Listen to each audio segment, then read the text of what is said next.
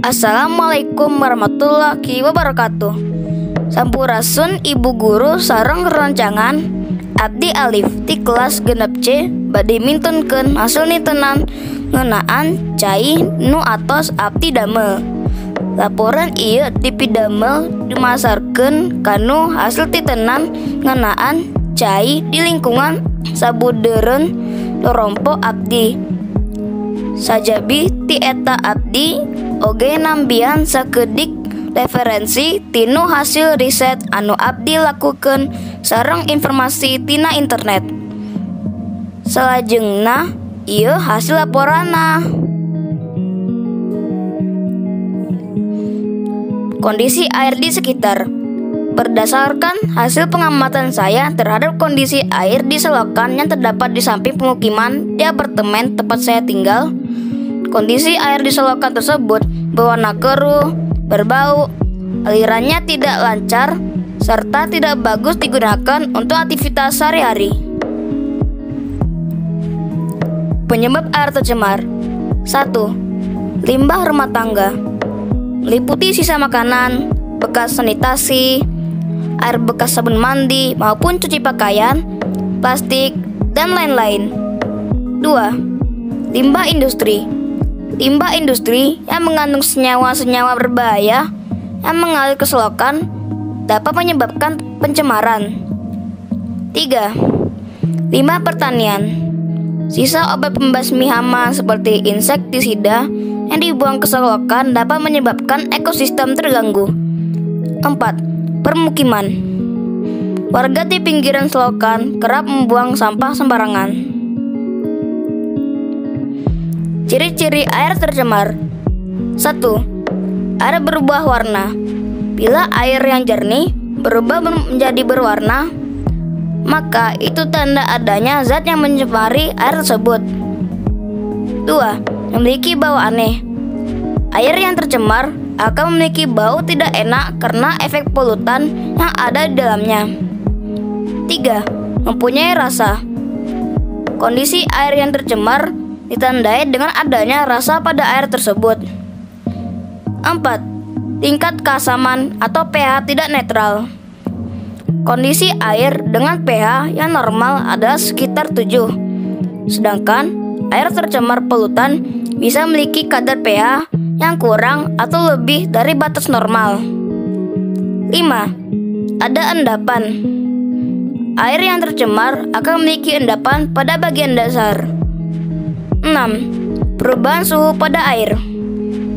Air yang tercemar bisa memiliki suhu yang lebih tinggi dari lingkungan sekitarnya walau tidak dipanaskan. Dampak air tercemar. 1. Perusakan flora dan fauna akuatik. Ada banyak spesies tumbuhan dan hewan yang bergantung pada air yang rentan terhadap pencemaran air. 2. Akses air minum tidak aman yang disebabkan oleh kandungan air tercemar yang tidak sehat. 3. Gangguan rantai makanan. Pada titik tertentu, kontaminan dapat menghapus mencapai puncak piramida dengan membahayakan kesehatan manusia. 4. Air untuk pertanian dan peternakan menjadi kotor sekali. 5. Penurunan ekonomi. Biaya pencemaran air juga dapat berakibat pada kondisi finansial. Mengatasi pencemaran air. 1. Mengolah air limbah. Pengolahan dilakukan untuk membersihkan air dari berbagai zat atau organisme berbahaya. 2. Menggunakan bahan ramah lingkungan. Contohnya adalah deterjen ramah lingkungan. 3. Rutin membersihkan daerah sumber air. Pembersihan daerah sumber air juga bisa meminimalisasi timbulnya penyakit dan bencana. Cara menghemat air. 1. Tutup keran. Tidak hanya bisa menghemat air, namun juga menghemat tagihan air. 2. Ngecek pipa secara berkala. 1 titik kebocoran kecil bisa membuang air hingga 3,8 liter per hari. 3. Maksimalkan kapasitas mesin cuci. Mencuci pakaian dengan memaksimalkan kapasitas mesin terbukti bisa menghemat air dan listrik. 4. Nampung air hujan. Nampung air hujan bisa bermanfaat untuk kepentingan rumah tangga, seperti menyiram tanaman. Jangan lupa beri tutup agar tidak menjadi sarang nyamuk. 5. Gunakan 2 tipe flush.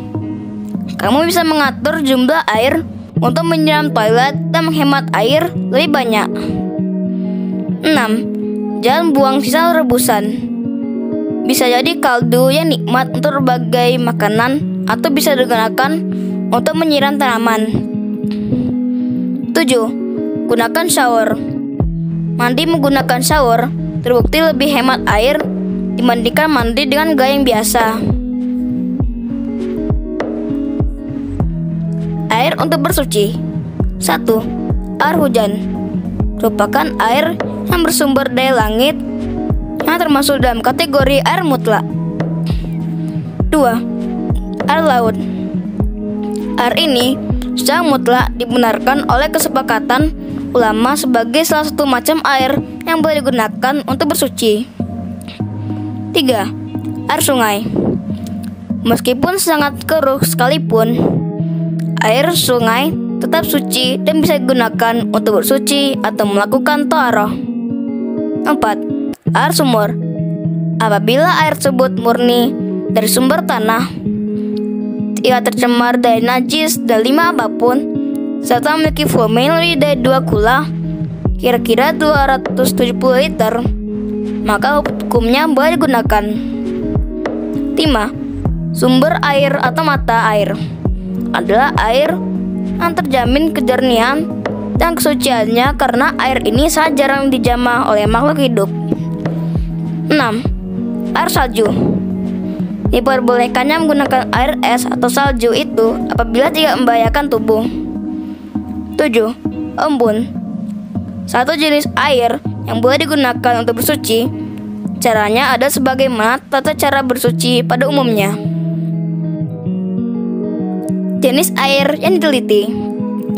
Jenis air yang saya teliti di laboratorium UPI adalah air keran yang biasa digunakan sehari-hari di tempat tinggal saya. Alat dan bahan untuk mengamati air. Alat-alat untuk mengukur pH air adalah lakmus merah dan biru serta kertas indikator. Sedangkan untuk memeriksa air yang saya gunakan adalah mikroskop, dropper, serta lempengan kaca. Untuk bahannya adalah air keran yang biasa saya gunakan di rumah yang saya ambil secukupnya. Hasil pengamatan. Berdasarkan hasil pengamatan saya, warna pada lakmus merah setelah dicelupkan air tetap tidak berubah. Sama halnya dengan lakmus biru juga tidak berubah warna. Ini membuktikan bahwa air tersebut tidak asam ataupun basah. Sementara setelah kertas indikator dicelupkan ke air menunjukkan hasil pH 6 yang artinya air tersebut adalah asam. Walaupun asam, kertas lakmus tidak berubah warna. Hal ini bisa jadi disebabkan tingkat keasaman air yang cenderung rendah.